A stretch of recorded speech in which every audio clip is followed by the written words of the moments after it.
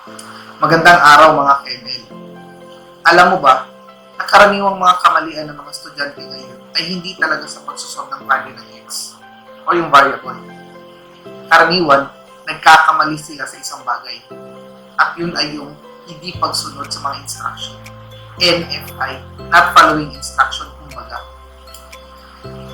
Minsan, may mga question na sinasabing solve, pero hindi pala yung value ng x, kundi yung katangian lang ng x.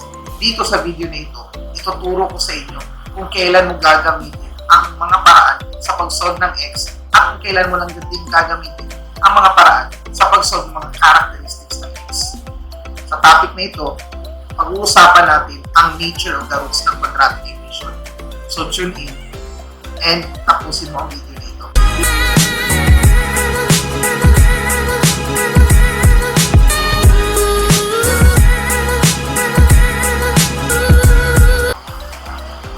What's up mga ka-ML? Isang bagong session na naman ang ating i-discuss ngayon dito sa ML with Sir Ash. Ako pa rin ang inyong abot kamay na math teacher, si Sir Ash. At ngayon mag-discuss tayo kung paano ba malalaman ang nature of the roots ng isang quadratic equation. Yes, when we say nature kasi, ito yung mga bagay na kung saan inaalam natin ang mga katangian ng roots. Hindi talaga yung value ng x, kundi anong klaseng x ang makukuha natin kapag isosolve natin ang value ni x. Pero dito, paminsan-minsan kasi, may mga questions na hindi niya hinihingi ang value ni x. Instead, katangian lang. Parang nagtatanong ka sa kaibigan mo. For example, tatanungin mo, pare, sino bang teacher mo? Pag sinabi ng kaibigan mo kung sino yung teacher, let's say, sabihin niya, si Mrs. Cruz ang aking teacher. Ibig sabihin nun, parang ikaw ay nagsosolve ng value ng x. Yun na yun.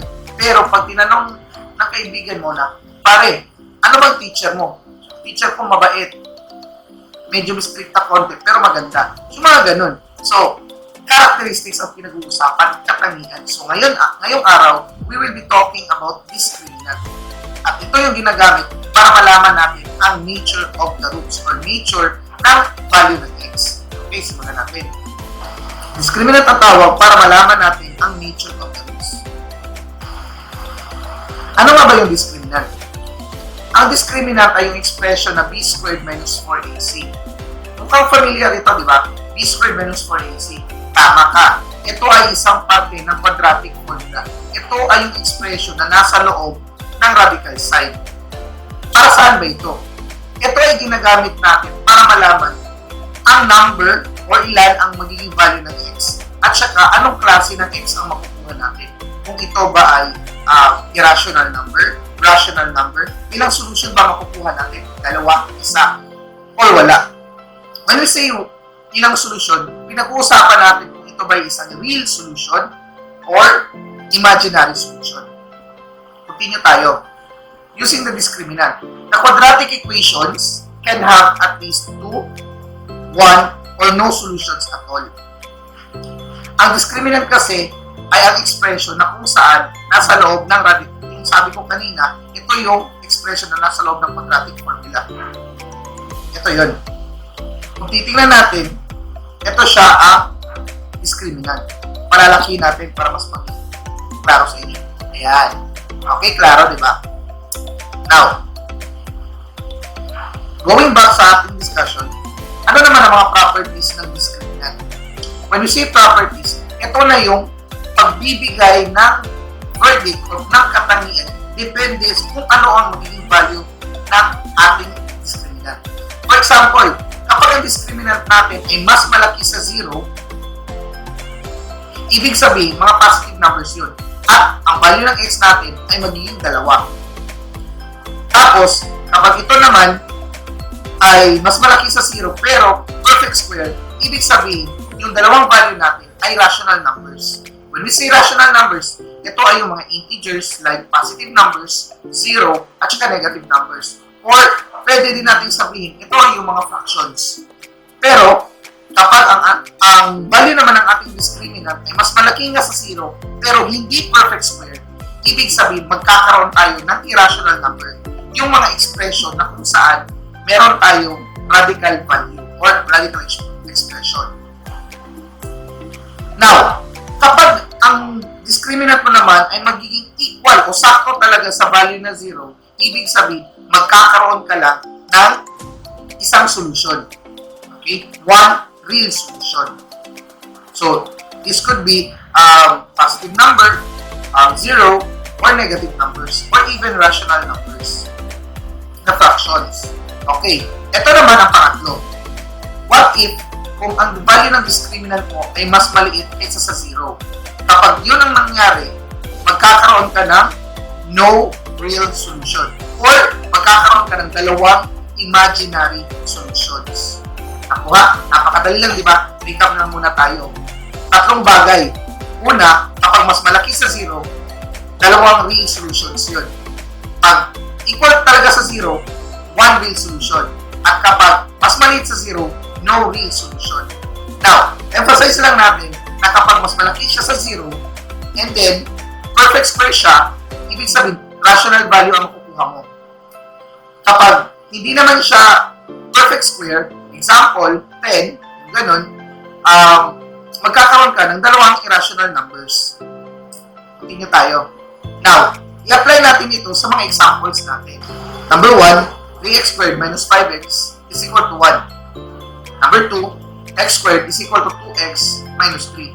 And number 3, 4x squared is equal to 4x minus 1. Now, una natin simulan ang number 1. 3x squared minus 5x is equal to 1. Pero, since ang pinag-uusapan natin dito ay ang characteristics o ang nature of the roots, pwede na natin gamitin yung discriminant na expression, yung b squared minus 4ac.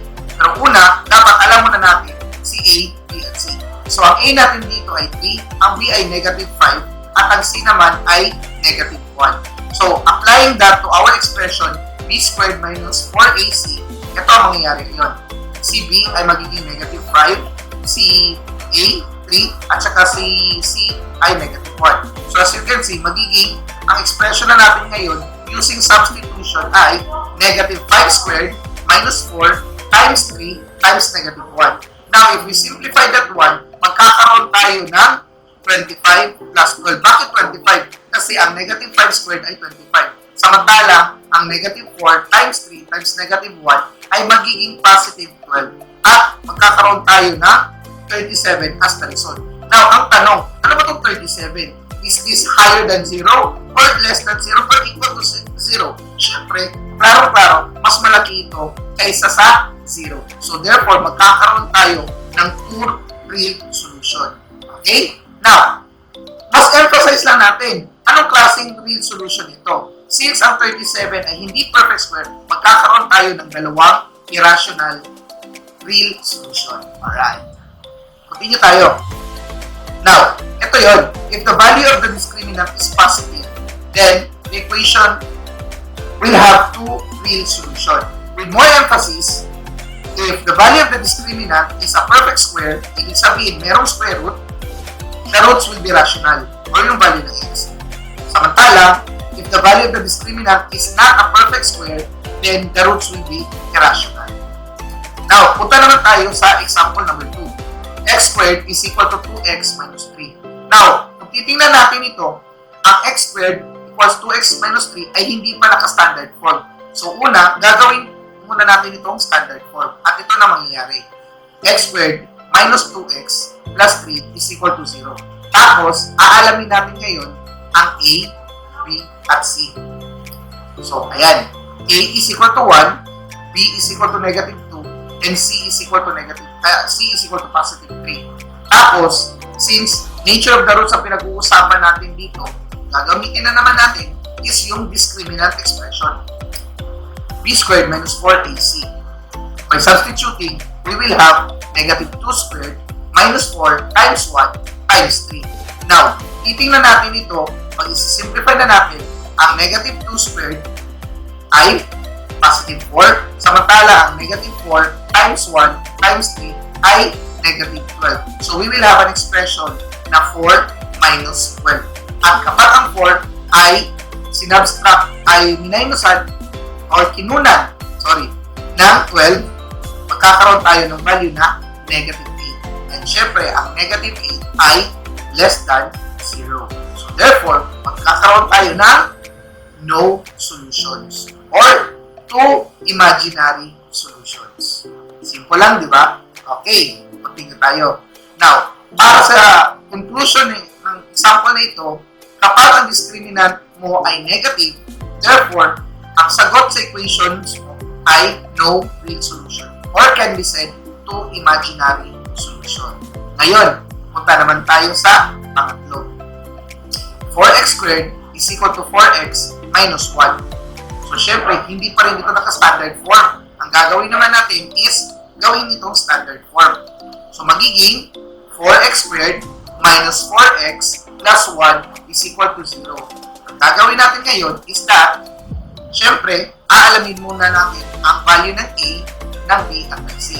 So, magkakaroon tayo ng A as 4, B as negative 4, and C as positive 1.